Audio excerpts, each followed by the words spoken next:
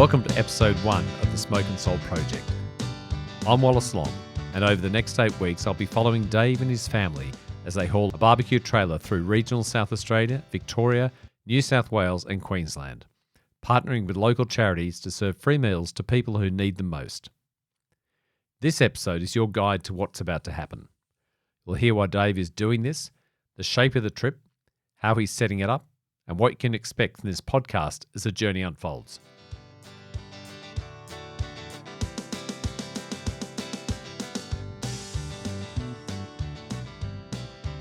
Dave and Cara, Meadows, welcome. Hello. Hi Wallace, how you going? Going well, great to have you both.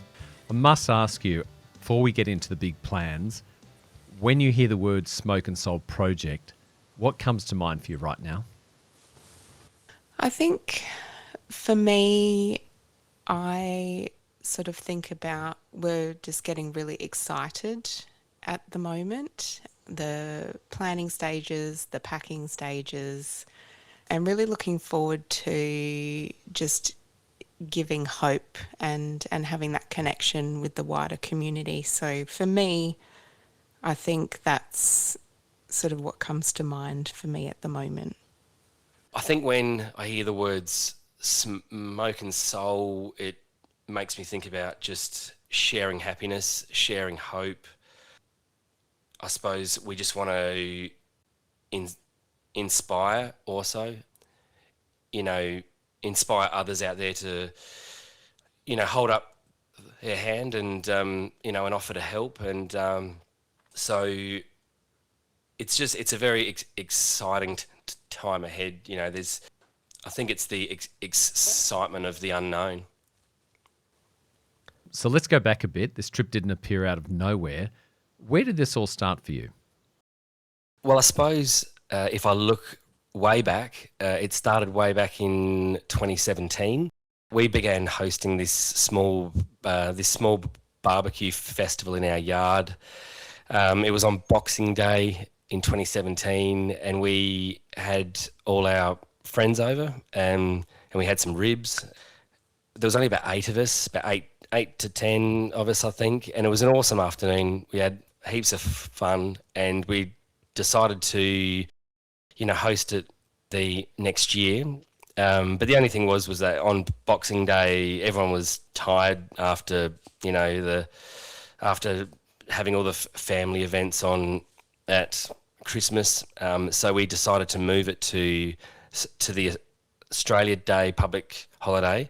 And so then we had our second festival in the summer of 2019.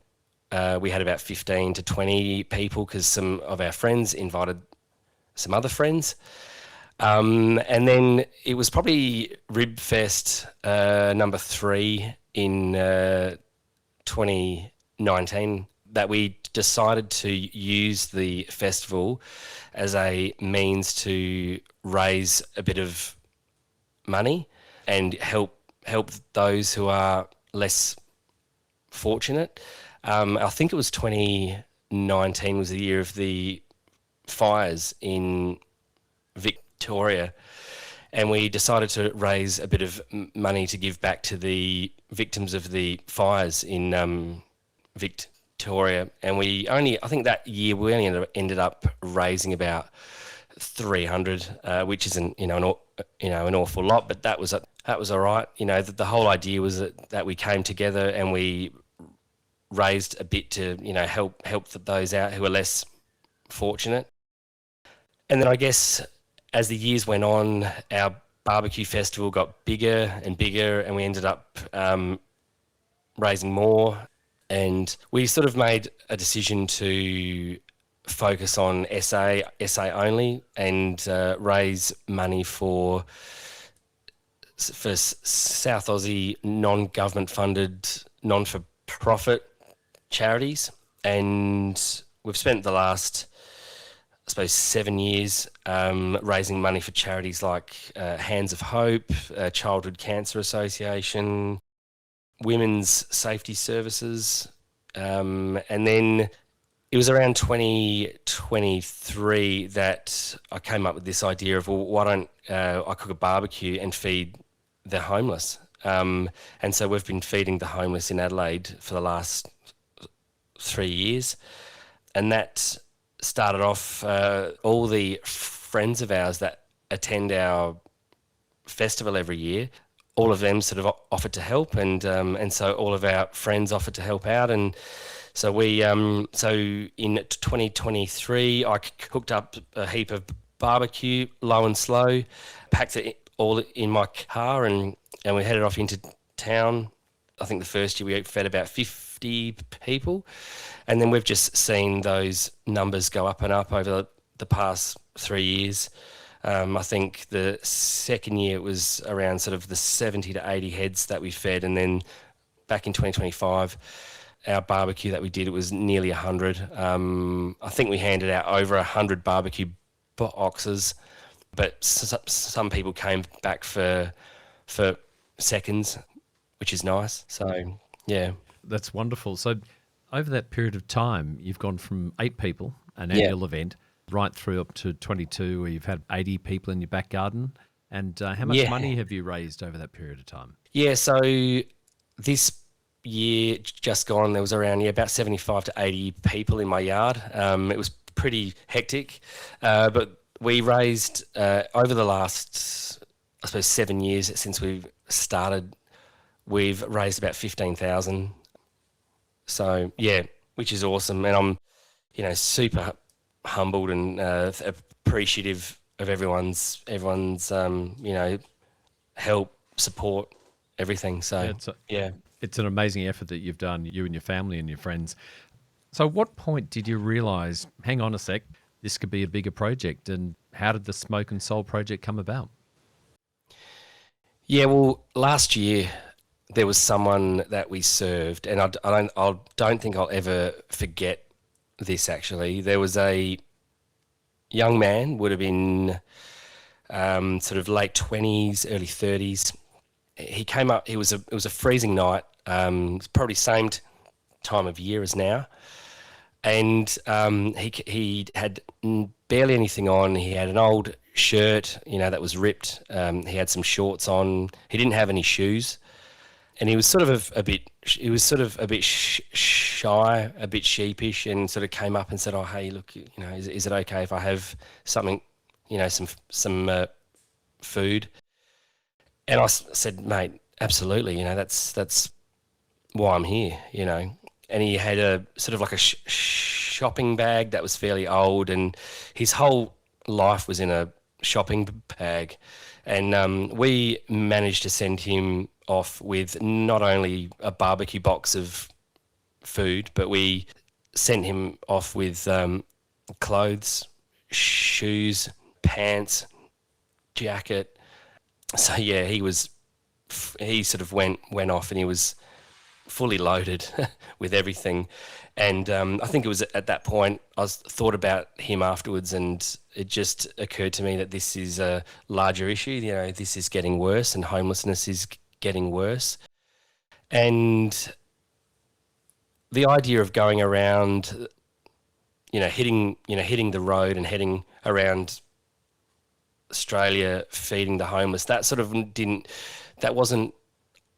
didn't sort of occur to me until after, but definitely after that night and seeing this man certainly made me think that there was a larger issue here, and I couldn't help but feel that there was a bigger purpose. At the time I wasn't quite sure what that is, but I was certain that there was a bigger purpose, and I just sort of had to go away and think it over and figure it out. And wasn't long afterwards I sort of came up with the concept in my head of, like, I wonder if it's possible.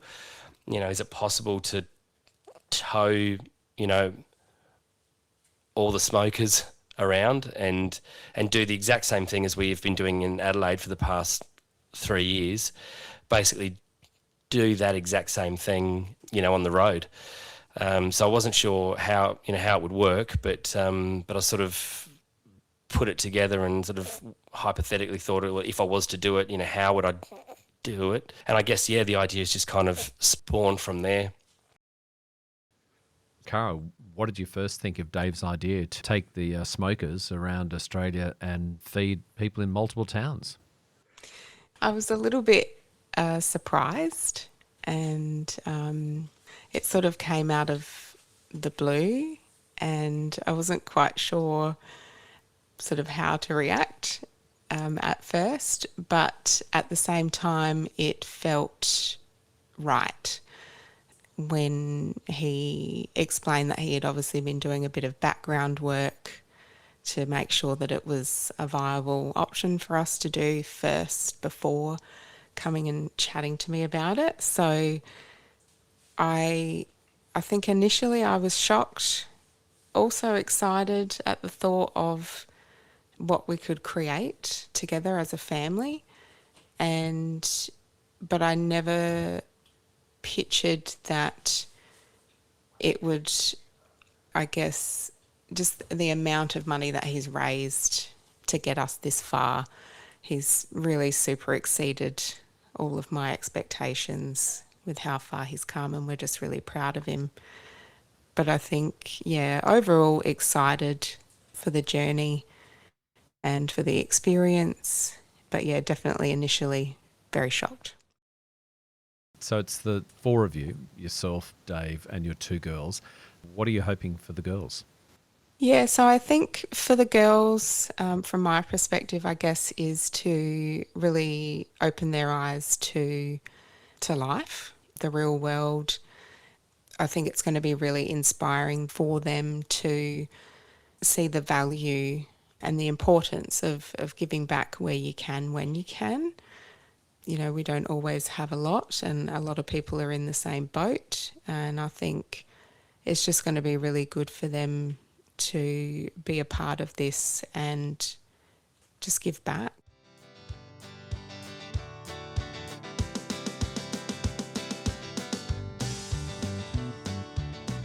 Dave, you've got 19 stops over the 8-week journey. How did it all come about? The route that you're going to take, the charities you got involved with, and the towns you're going to be feeding? Yeah, so, obviously I can't just show up to a town and, hand out food. I've got to partner up with someone, throughout this whole thing I've learned about, I've got to have permits for certain things, and given that I have to partner with Vinny's and Fred's van here in Adelaide, I sort of figured that I would need to do the same at every other stop. So when I was putting the route together, I suppose one of the most important things was I didn't want it to be any further than 6 hours apart on the road. I thought 6 hours on the road for Charlotte and Sophia would probably be, if it was more than 6 hours, that would be, hard on them. So that for me was probably the most important thing. Every stop had to be within 6 hours. So leaving Adelaide, looking at what's around us and where we're heading, I had to pick towns and stops that were not super far. And then once I'd sort of had hand-picked about sort of 4 or 5 different stops in that sort of 4 or 5 in that 5-6 hour region, I could sort of find out what charities are there, and then from there just sending emails after emails. I sent hundreds of emails out to various organisations. It was slow, it was every night sending emails out to different regions of Australia, just trying to work out, do we go, I think at the very start we were originally going sort of past Melbourne, sort of southeast, Victoria, and then sort of further up. It sort of all depended on who answered me back, and I sort of had a map of, of Australia out, and I was sort of putting spots on the map of people that I had heard from, and then I'm just trying to link it up. The very first charities to answer back, and I've been very fortunate that Vinny's, here in Adelaide, obviously because we've partnered with them for the last 3 years, they've been just super supportive and helpful, and so I got onto Vinnie's here, and I said, who do you know in Victoria, New South Wales? They sort of put me onto a few people in the north east coast of New South Wales. So the first stops I had slotted in were Coffs Harbour, Ballina, Tweed Heads. And so that was so I was like, okay, so I've got those three locked in, and then I had to kind of work it back from there and figure out, okay, how am I going to get from Adelaide up to there, all within 6 hours of every stop. So yeah, it was hard work. As I said, it took a solid month of just research and emails and waiting to hear from charities and organisations. But yeah, I think it was around sort of September. I think I started emailing charities at the beginning of August last year, and by the end of September, I had the route sorted, and I had the sort of all the charities and organisations locked in. But I suppose as well, the funny thing with some of the responses I had in the early emails and conversations that I had, it was kind of met with a bit of skepticism, I suppose, at first. There was so many charities out there that were happy to have me, but there was a bit of a thinking that, well, because I guess what I was attempting to do was just so, I suppose, insane. There was a thought, well, if you can get yourself here, we'll have you, but we'll just wait and see how far you can get. And it's only really been in the last sort of, probably since around March this year, it's only really been recently that the charities are now fully on board. They've gone, okay, he is serious, he'll be here. So it's taken regular updates, regular correspondence to keep them up to date with how I'm going, with how the organising is going, for them to sort of take me seriously. The funny thing is when we first, back in 2023, when we first had our homeless barbecue in Adelaide, there was a sort of a similar skepticism from Vinnie's here. They obviously hadn't seen the food I serve, that they hadn't, heard of me or anything. So they were sort of constantly following up with, what food I was serving, how I was going to do it.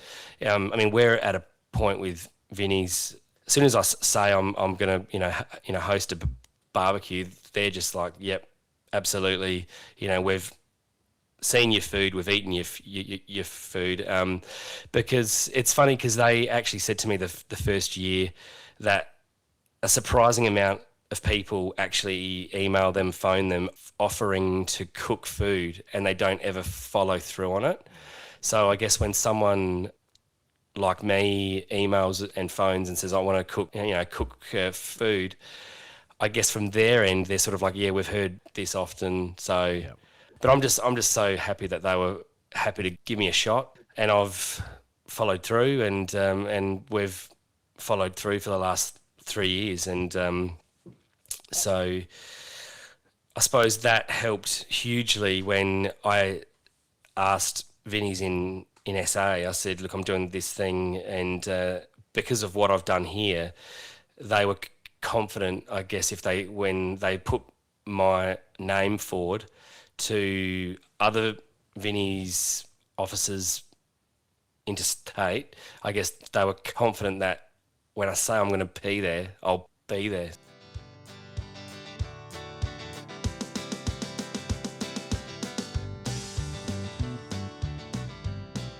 So you've got this idea, you've got a family who said yes. Let's talk about what you're actually about to do.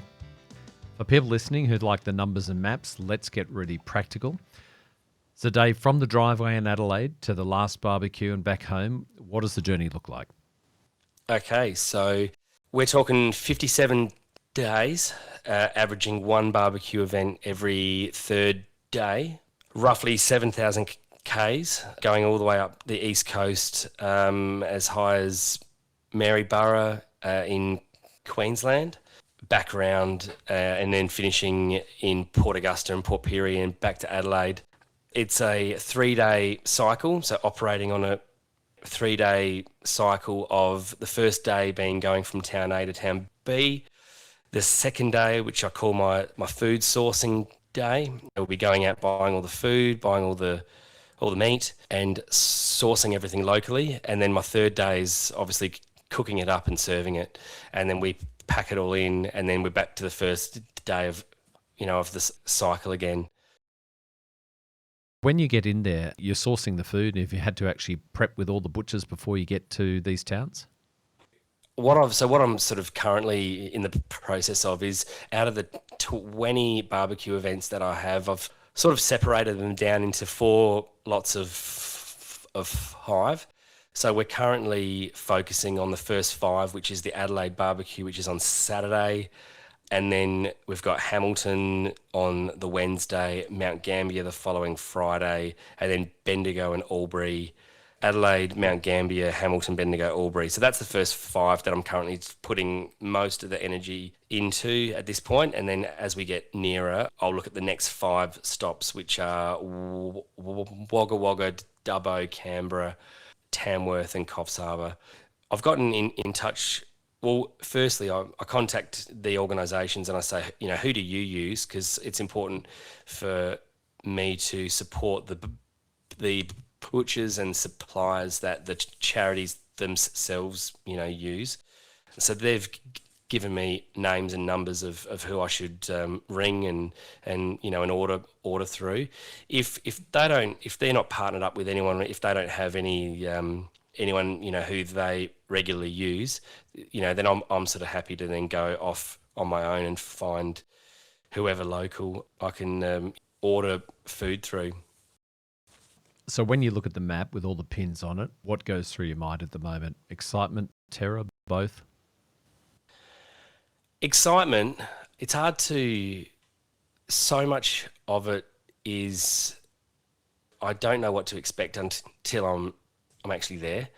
So many of the charities have sort of emailed and they've asked me, well, what are you after from us? Is there anything we can do to help? And I said, no, I think I'm all right. I said, I won't know what I need until I'm actually there. And I guess that's the hardest part.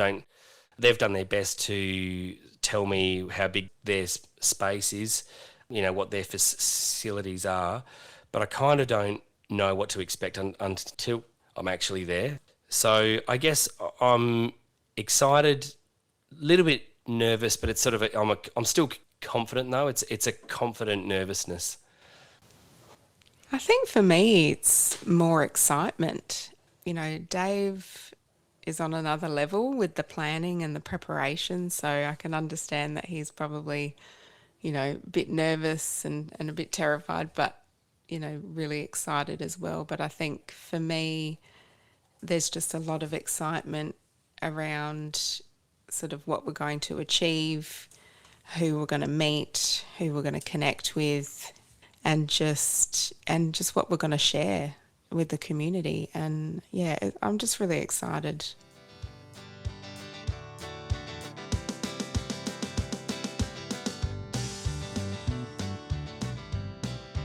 Let's shift and talk about the toys and the tools, because you're not doing this out the back of a hatchback. If I'm standing next to your rig on barbecue day, be it in Dubbo or Mount Gambier, what do I see?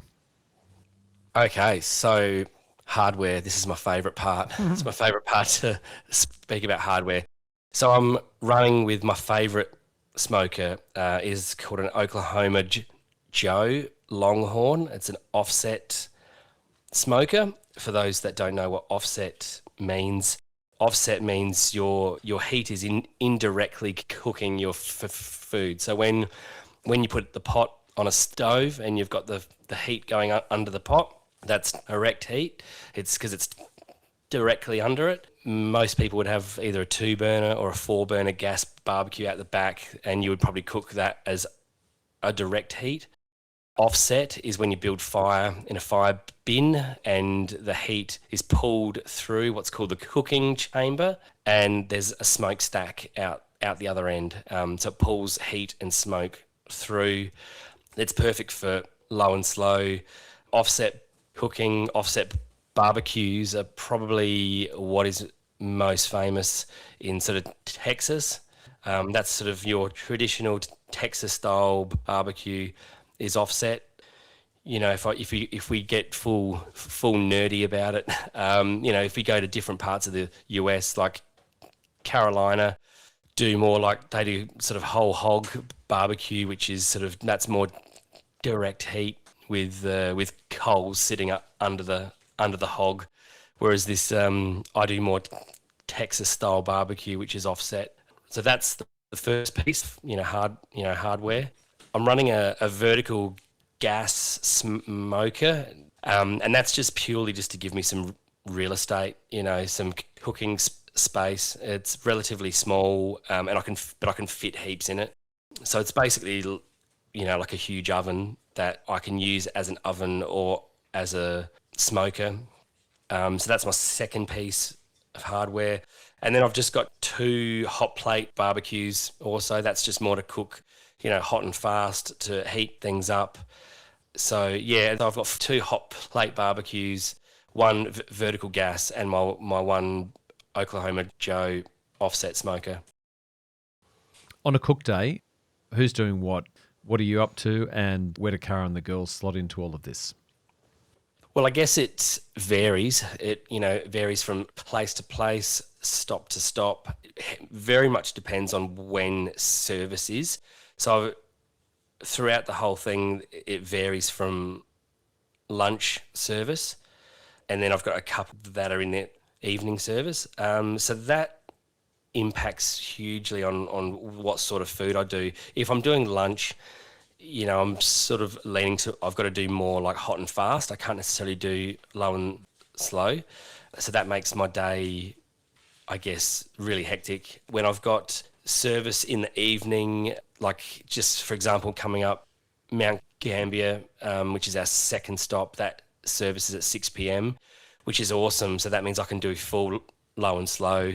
Means I'll be up early, be up at probably 5 a.m, get the food on the smoker at about 6 a.m, and get them finished and have them finished off by about 4 or 5 p.m. in the afternoon for service at 6.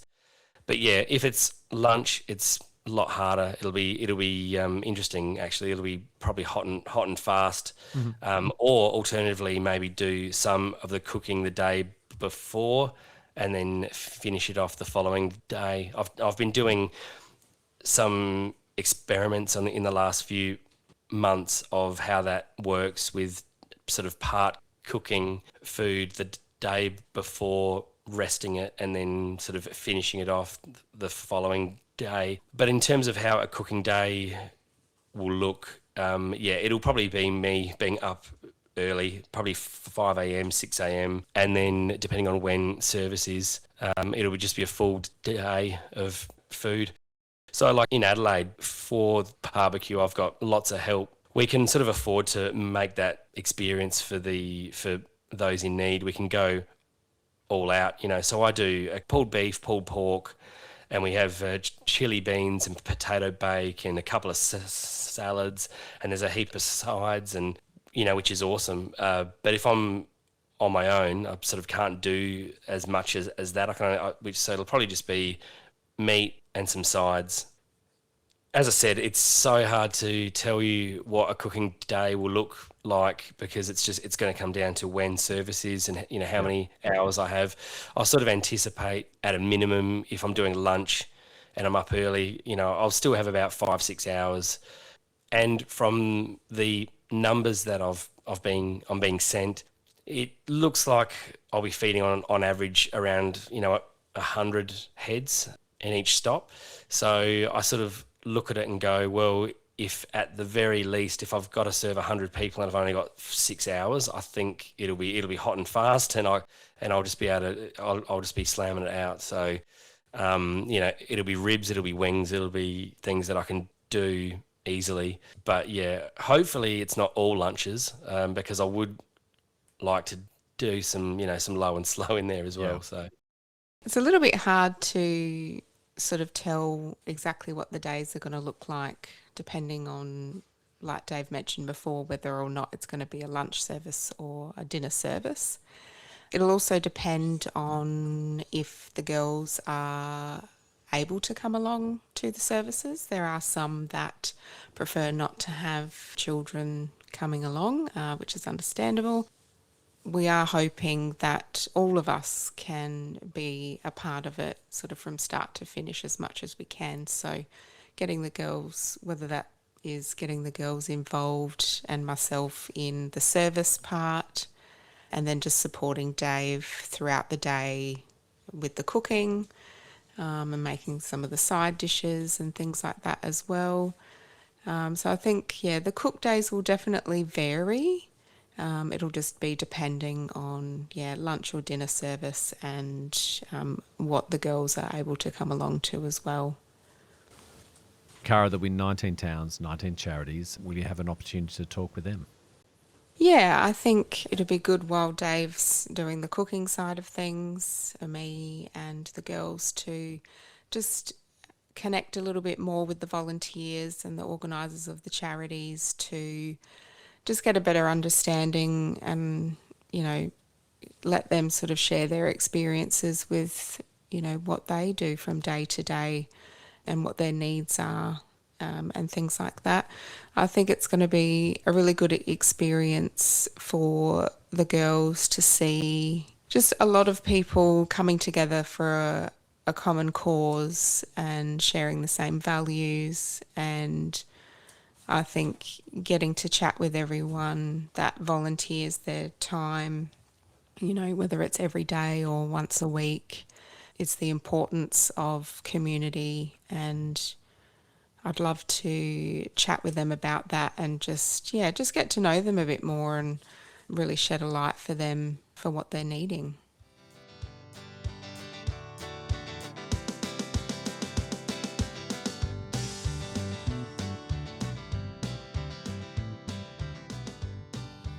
So we're going to be connecting each week, producing a podcast while you're on the road. After each town, once you've driven out, we'll get online to capture each barbecue's experience, what you cooked, who you met, what's stuck with you. Then I'll speak with the local charity so they can tell their own story of their community, their meal program and all their ongoing needs. We'll put out the weekly episode, 8 in total, covering all 19 towns you visit. Dave, what do you hope someone listening, on the other side of the country takes away from hearing these stories? I just really hope I can inspire. I just really want to inspire someone to want to hold up their hand and help out, I guess. From conversations I've had, some of these organisations out there are really struggling. They're really struggling for numbers, for helpers. They're underfunded, under-supported. So I'm just really hoping that there is someone, in Hamilton or someone in Dubbo who hasn't ever thought to hold up their hand and go and help out and help feed people. I just hope that I can inspire others to want to help. Yeah, I mean, it's an awesome feeling. I get so much happiness out of seeing other people eating the food I serve them. It's an awesome feeling. So I just, hope I can inspire others to, help as well. Dave, last one before you get back packing. What's one thing you're quietly hoping the trip does for you, your family, or the people you meet? One thing that I hope that we get out of it as a family, I just want our girls to have an awesome experience. I just, I think that's what this is all about. It's just, it's about doing this, this experience as a family. I think it'll be something that we'll look on, forever as, this awesome thing that the four of us shared. Me personally, I don't, to be honest, I don't expect anything in terms of pats on the back or accolades or anything. I just, I get enough happiness out of seeing the happiness that people have eating my food. So that for me personally is all I get out of it. I'm not after anything else. I just want, I guess the main thing as a family, I just want our girls to have the best experience that they possibly can. And then I want, charities to get something out of it. Obviously, you know, I want to hopefully, as I said before, inspire some other people out there to, you know, help. So hopefully their numbers will go up. Through the fundraising, all the meals will be delivered free into each of the 19 towns. There's a fundraising platform on GoFundMe where you're still asking people to contribute if they can. I understand that when you finish the trip, all the money that's left over will be divvied up between the 19 charities. Yeah, so far we've raised 31,000, which is awesome. Ideally, you know, I don't really want to be spending all of that. You know, it would be awesome to come home with a whole heap of that, because I do want to support the charities and organisations after we've left. Whatever's left over, it would be excellent. It'd be awesome to be able to separate all of that and be able to send them, even if it's just, you know, $500 each or $1,000 each. It all just depends on how much I have at the end of it. So which is, I guess, why it's super important for everyone out there to help us out and continue to, you know, support those organisations even after we've left. Thanks, Dave and Cara. We'll leave it there. The next time you hear from us, Dave and Cara and the family will be on the road and the first barbecue will have been lit. Looking forward to seeing you on the road. Thanks a lot. Thanks, Wallace.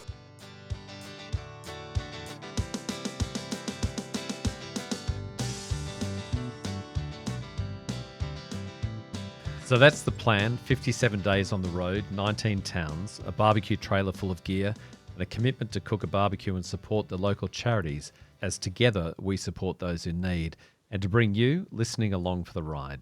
If you want to follow every step of the journey, make sure you hit follow or subscribe in your podcast app so the first on the road episode lands as soon as it's out.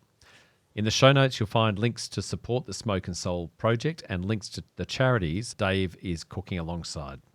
If you know someone who cares about supporting those in need or someone who just loves barbecue and big-hearted ideas, please share this episode with them. That's one of the easiest ways to help.